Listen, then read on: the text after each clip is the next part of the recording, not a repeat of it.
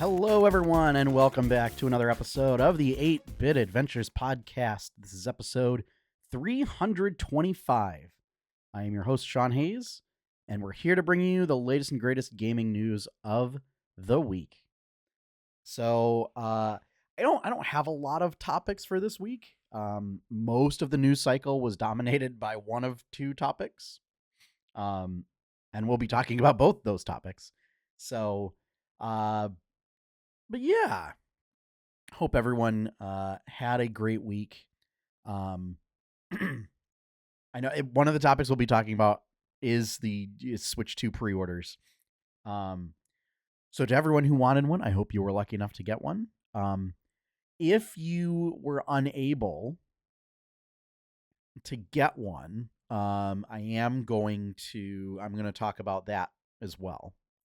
So stick around. We'll cover that. And then a little bit of Dungeons and Dragons news as well. The other one, the two pieces of news that dominated the cycle were Switch 2 pre-orders and that whole situation. And then Oblivion Remastered. So we'll be talking about both those. Aside from that, not much that really kind of captured my attention. There was a little bit, a couple news pieces from. Oh, geez, I'm drawing a blank on the name, but it's cooperative ARPG being put out by Mike Morhaim's new studio. I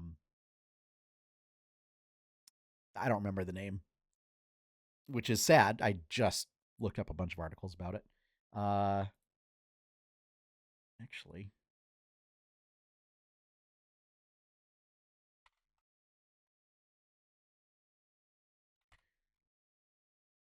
Morhaim co-op.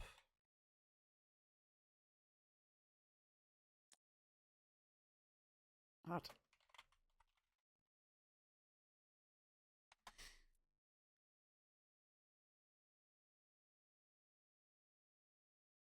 It is.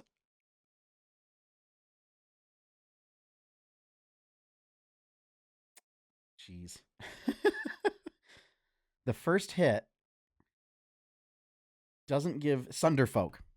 The first result on Google was like a deleted Reddit post where it deleted out the title of the game. So Sunderfolk. Saw a bunch about that. They must be doing a big promo push right now. Demos going out.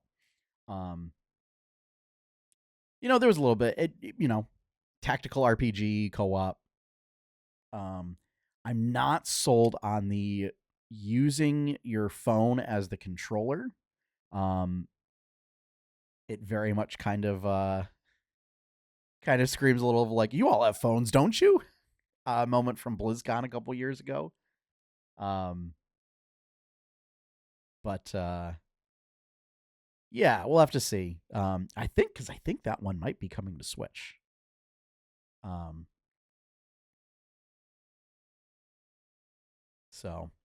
But yeah, the whole using your phone as a controller thing is a bit weird. I don't know how I feel about it. So, but speaking of the Switch, why don't we just get right into our main topics and talk about pre-orders? So, here we go.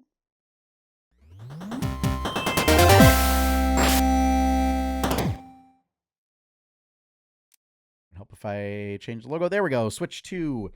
So, if you were unable to get a Switch 2 pre-order on Thursday, April 24th, chances are you're out of luck.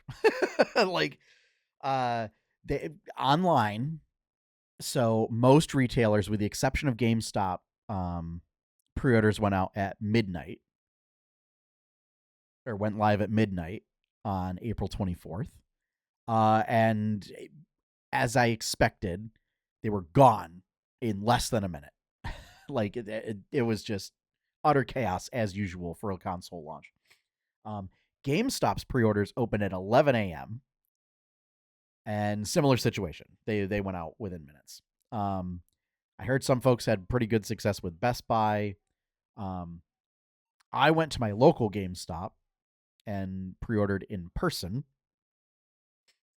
And I'm going to talk about that process in a bit.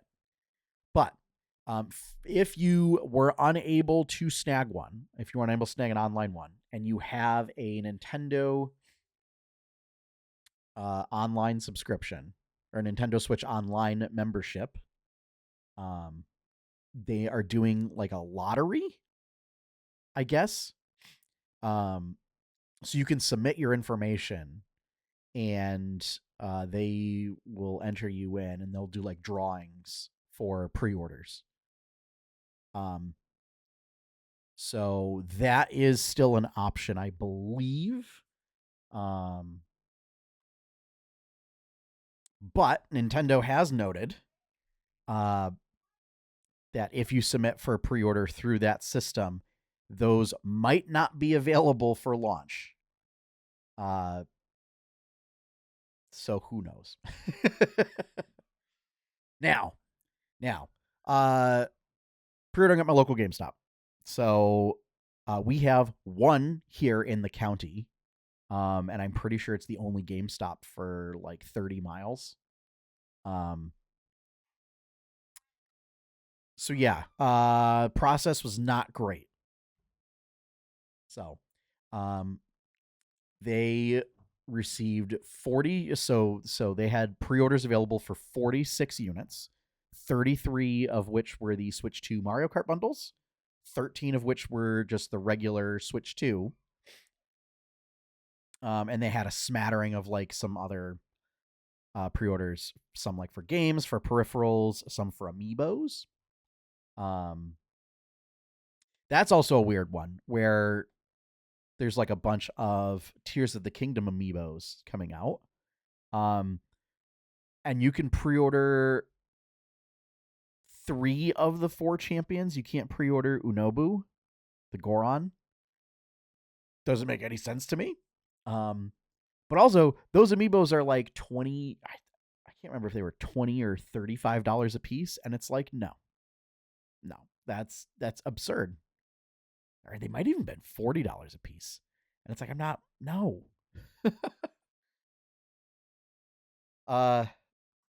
So yeah, so 46 units. And I think by the time the store opened, the line out the door was like 40 people. So unfortunately, I know some people were trying to wait until they got paid.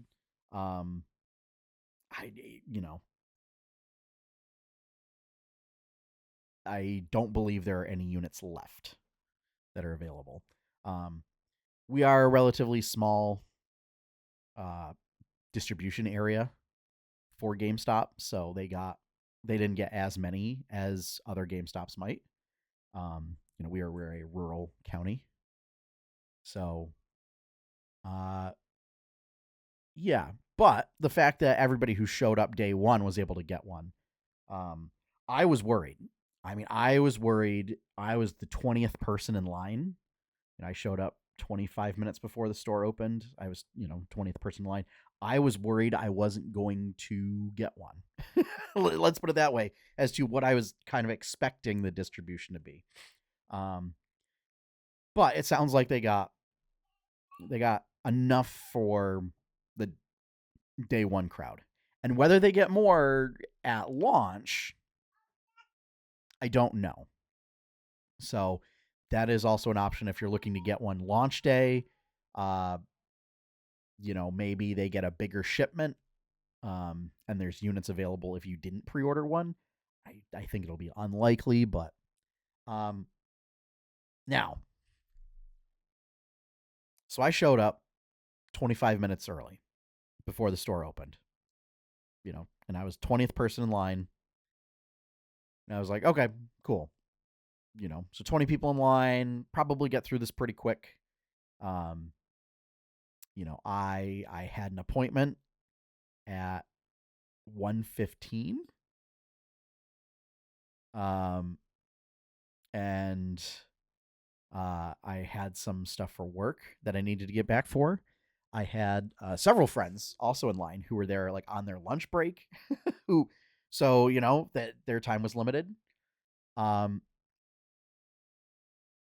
I don't know what was going on, but and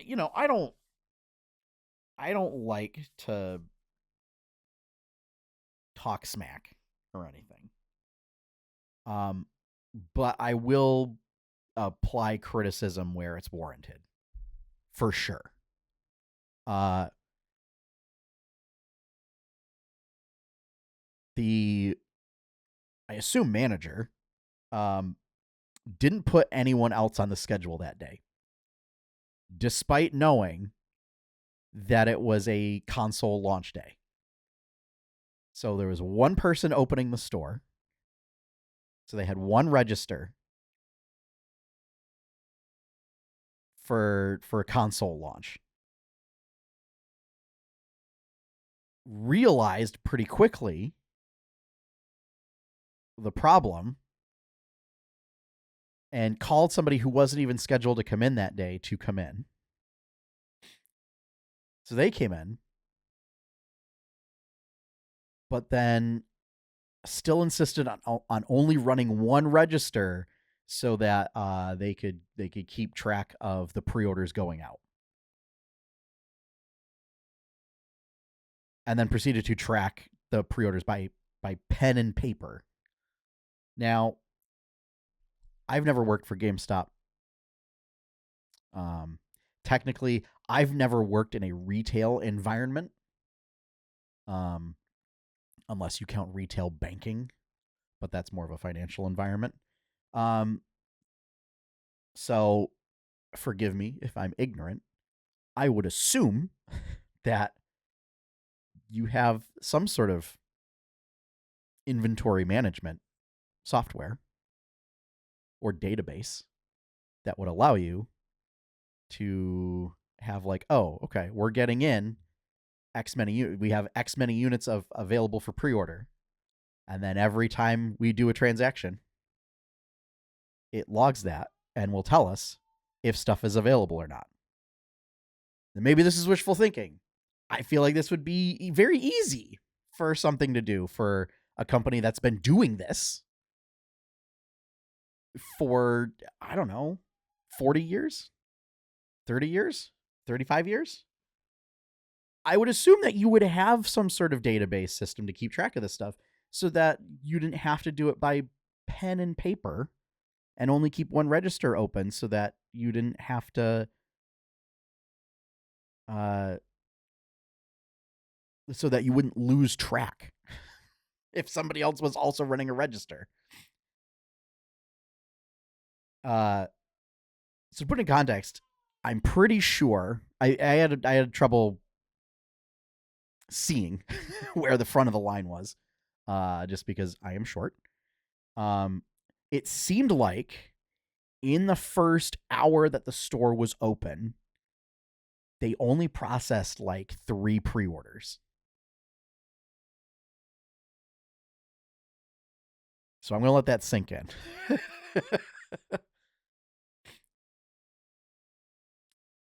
Like it seemed like it was 3 pre-orders. And then they processed like another 20 in the next hour. So I don't know if there was just a lot of questions about, or somebody was doing a trade-in and the trade-in didn't work or something. I don't know. But for pro tip for folks,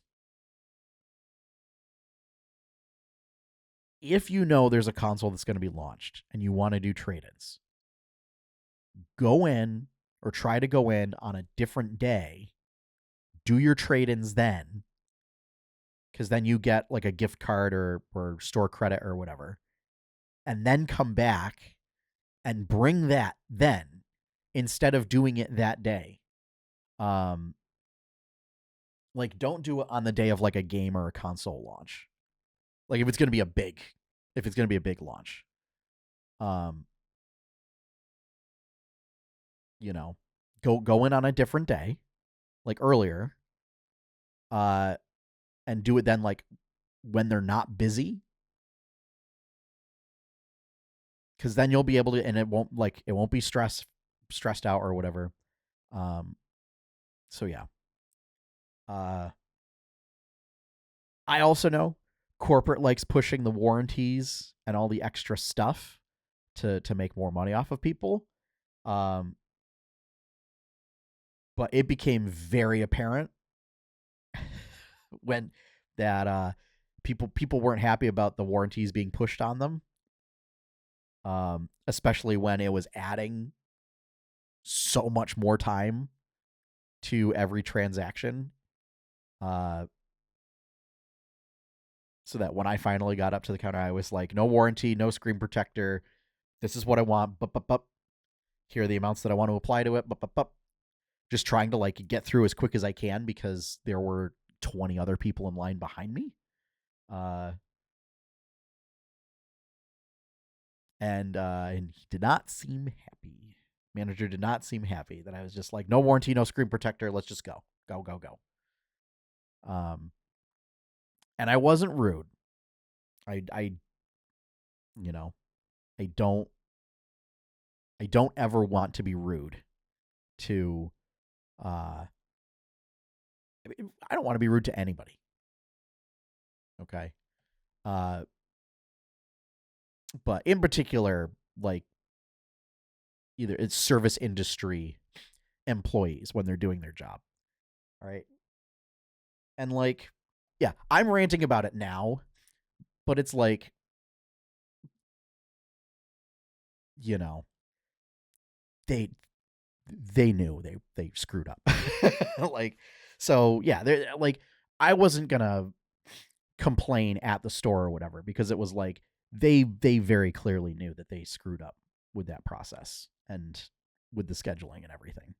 So I just wanted to point that I had to talk about it because it was wild.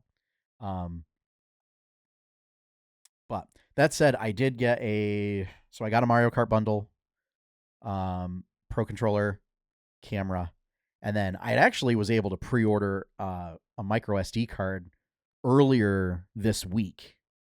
So that was another is apparently there were pre-orders open for some of the products early. So that like it would have been good to know if you could have pre-ordered some stuff before the pre-order launch date. But yeah. So if you did not get the chance, so to recap, if you did not get the chance to pre-order and they're all gone, try signing up through Nintendo. Because a Nintendo Switch Online membership, I think you're able to put in your info to potentially get a pre-order. So, and you know, if you're local and we're friends, I mean, you can always come over and play. The only one the only one really is Mario Kart. I didn't get any of the third-party titles. I think I want to see reviews on the Bravely Default remaster, and especially since that is one of the how is it being described? Where it's you get the cartridge, but it's like a digital download that's tied to the cartridge, or you get a game key on the cartridge as opposed to the full game. So, I don't know. I don't know if I want to deal with that. I mean, like I like Bravely Default, but I also have plenty of games that I'm still trying to get through, and the system's backwards compatible. So, like, I haven't played Xenoblade 3 yet.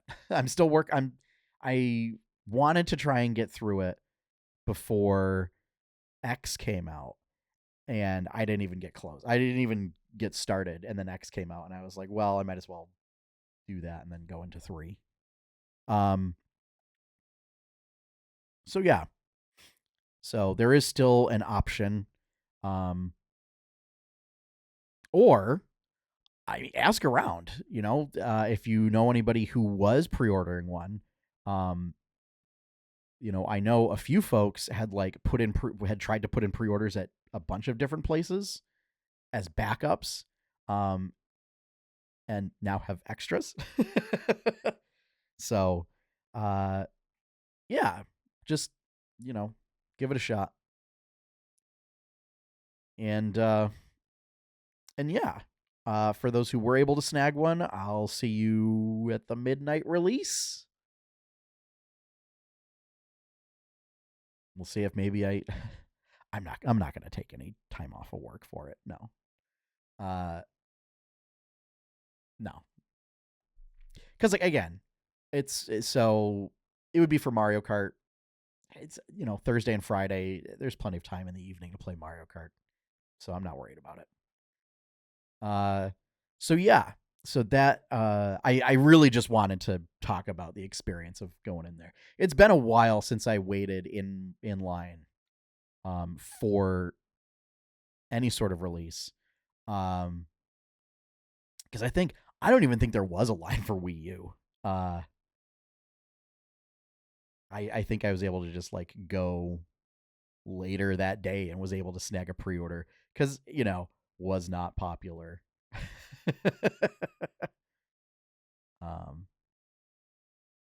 So yeah.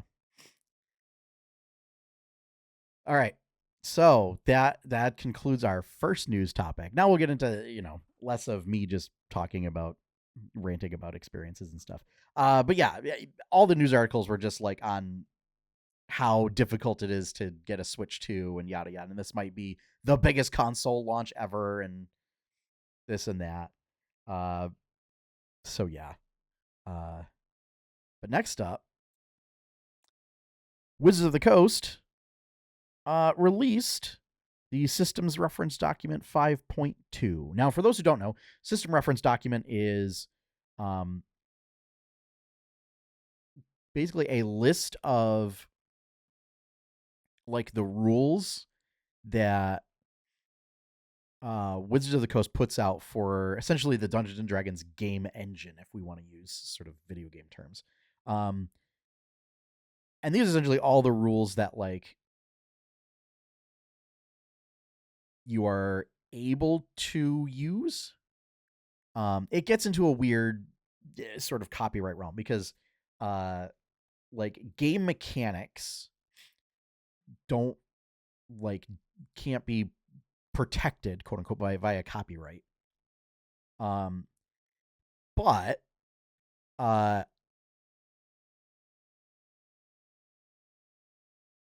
trying to figure out how to describe this. Elements of story and setting can.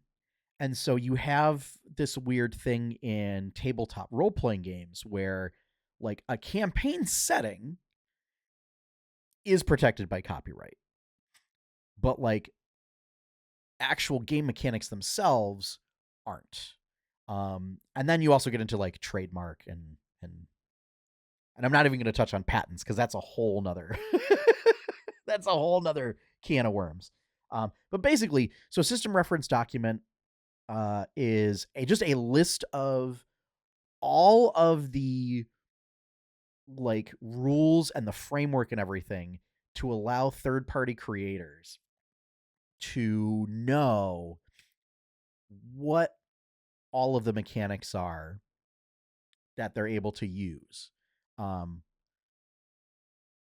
Now, the irony is this is basically it's putting this out there. It used to be the open gaming license, and it used to be a license agreement that you signed that basically says I will only use this, I will use this stuff to create other things, and in exchange I will agree not to use Wizards IP or specific portions of IP to make my product. and therefore it's just an agreement, right? Like you didn't have to pay anything in order to use this license. This was changed a couple years ago, where the system reference document was released under Creative Commons when they tried to change the open gaming license for 5th edition. Or moving into this rules rewrite. And there was a whole big controversy. There were several podcast episodes dedicated to it. But the ultimate result was they released System Reference Document 5.1 under Creative Commons, which means that that exists. It can't be revoked. It can't be modified in that form. And so because they did the rules rewrite for 5th edition, they've now updated it to reflect those new rules. And they have once again put it out under Creative Commons. So that in and of itself, great news. That's great. That means that they are keeping to the same framework that they switched to.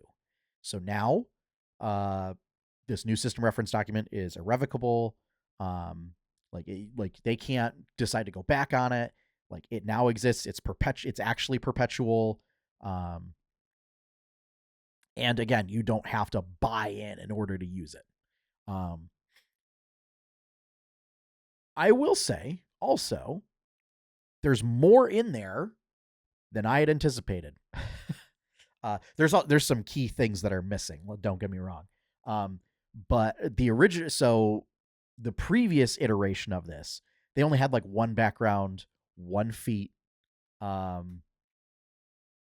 think they had all the classes, but only like one subclass for each, and like the bare of like 4 different lineages, or species, as they're being called, and like not a lot of extra stuff.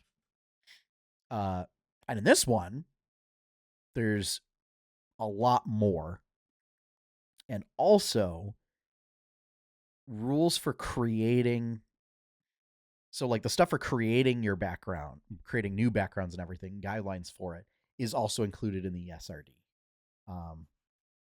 So all in all, I think it's a great improvement. And I think, it's always tricky because, like, in theory, if you took away the trade dress and you just did the abilities themselves, like, you could put everything in there. Wizards wants to try and tie as much trade dress as they can into mechanics so that they can artificially limit stuff. And that's whatever. But you could rewrite stuff and tweak it and re-release it as your own thing. And just the fact that we have a number of tinkerer classes is evident of that. Is that you can come up with your own concept for how artificers should work, and as long as you call it something else, like you can still release it under this. The one thing, my one gripe, is bastions are nowhere to be found. Now the beauty of it is there's not really a lot tied to bastions themselves. So admittedly, after using them with some of my games for a while now, for several months now, they are still very bare bones. So I don't know if it needs to be included in the SRD in order to come up with a better system. Since like there's nothing stopping you from including stuff of like just setting up your own stronghold, and having your own set of rules for that. So yeah, as long as you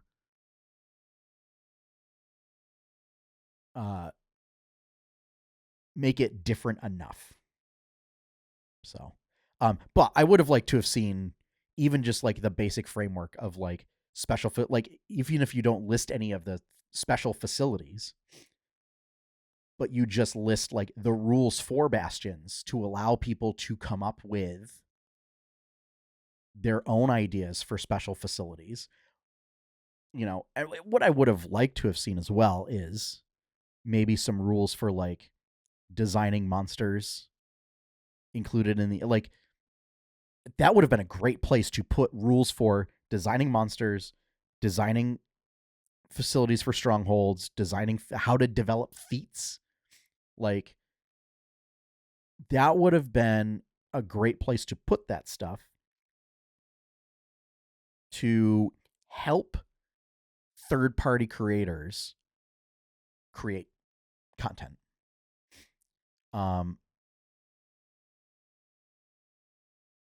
So yeah.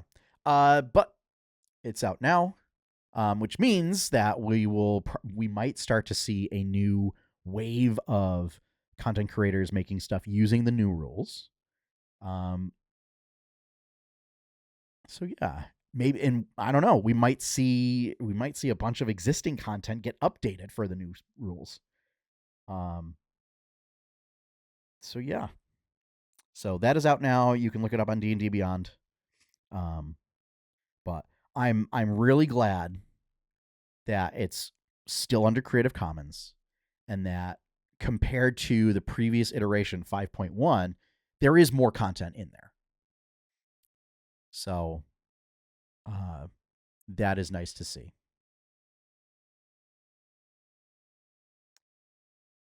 And our last bit of news for this week, Oblivion Remastered. So it was rumored that it was coming last week. I don't like putting rumors in as like news topics to talk about on the podcast, and like there were like weird leaks of screenshots that came out. But it was only like a couple days before this broke. Yeah, Bethesda had apparently been working on this, and I guess there were rumors circulating, but like nothing confirmed. A couple screenshots leaked, and then like a couple days later, it just shadow dropped onto PC, Xbox, and PS5 and GamePass. Full remaster. But based on what people are saying, it could even be considered more of a remake, given like how much was changed. Like a lot of quality of life improvements, character models and dialogue. So yeah. So I never played Oblivion. I started playing Elder Scrolls with Skyrim. I was somewhat familiar with Oblivion, just by virtue of like a panel that I did back when the Wii launched, and we were doing like it was a panel I did in college of like a Christmas gift guide type thing of gaming. So like what are the advantages, disadvantages, who the audiences are for, and stuff like that. And I believe Oblivion was one of the titles that was presented for PC, I believe. Is it PC or Xbox? But yeah. So it's $50, which I saw a couple articles that were trying to basically generate hate clicks of basically calling out Nintendo because this is $50. But includes the Shivering Isles, Knights of the Nine, story DLC, and then includes the Fighter Stronghold, Spell Tome Treasures, Vile Lair, Mehrune's Razor, Thieves Den, Wizard's Tower, Orrery, and the infamous Horsepack Armor.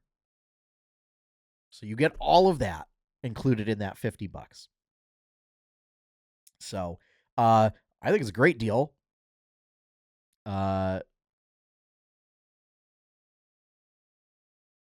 know, for the fact that it's been updated quality of life features and everything. I will say, and because it's a Bethesda game, mod support right out of the gate. I've seen one of my favorite things that I've seen so far is someone created a mod to change the lighting in the game to bring it back to OG Oblivion. And it is telling. Like the game, like if you without the mod, it's like weirdly like washed out with like a brown filter or like a yellow filter. It's weird. Whereas like when you apply the mod, it does like a blue filter. And I've heard that like it's for blue light and to help reduce eye fatigue and eye strain and stuff. But like it's so much more vibrant with that mod installed. So yeah. I don't know. I might even be interested to pick this up at some point. My gaming budget is kind of all set for the year. But yeah, I might just wishlist it on Steam. See how that goes. But yeah, Oblivion Remastered, Elder Scrolls. What is it? 5 Oblivion, or was it 4? 4. 5 was Skyrim. We're still waiting on 6.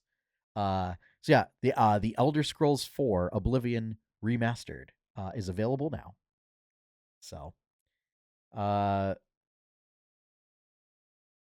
yeah, and I'm curious to see like if the Thieves Den and Wizards Tower and stuff are all like strongholds that you get. Because like I'm a sucker for doing housing stuff in games. I mean, what was it? Was it Hearthfire? Or Hearth and Home, whatever that expansion was for Skyrim. Love that. All about Animal Crossing. The player housing in World of Warcraft, I'm super stoked about. I mean, Bastions and D&D. Like back in 3rd edition, I bought the Stronghold Builder's Guidebook, and that was one of my favorite books. So I've been all about building a base and stuff like that. So if that's what those are, that's pretty cool. So, all right. Well, that is going to wrap things up for this week. Again, a little bit light on news because most of it was either talking about Oblivion or talking about Switch 2 pre-orders and the usual mess. Like I don't know why anybody expected it to not be such a mess. I don't know if because the very loud online discourse was like, it's too much, I'm not going to do this, rah, rah, rah. And then it turns out that like most people were just like, fine. Yeah, I mean, it is too much. Everything's too much. What else is new? I mean, it's more expensive, sure. I don't know. And yeah, I don't really have an opinion on the $80 games. Since, they've been $60 for what, 30 years. So yeah, I don't know. So we'll see you next week. We'll be back next week for another episode of the 8-Bit Adventures podcast. Until then, everyone have a great week. If you'd like to see more content from 8-Bit Adventures, you can head on over to 8bitadventures.com. If you'd like to help support that content, you can become a patron at patreon.com/8bitadventures. Big shout out and thank you to all of my current patrons. Thank you for your continued support. And finally, our opening theme is One Up by Professor Shy Guy. You can find his work over professorshyguy.bandcamp.com. And with that, we're done. So, as always, folks, have fun, happy gaming, and enjoy your pie cake.